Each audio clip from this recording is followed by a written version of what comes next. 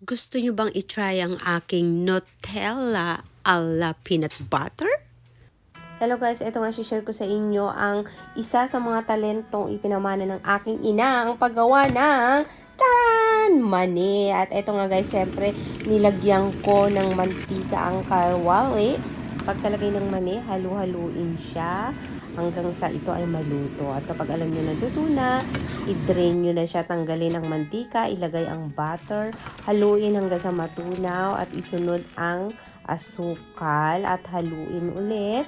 Then isunod na ang powdered milk at halu-haluin ito hanggang sa ito ay matunaw. Then tsaka natin siya ilagay sa food mixer at yan na nga, i-grind na nga natin siya at ang kinalabasan ay yan na po, o diba?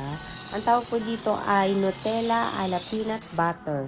Pero ang totoo niya, nasunog ko talaga yung peanut habang pina-fry ko siya.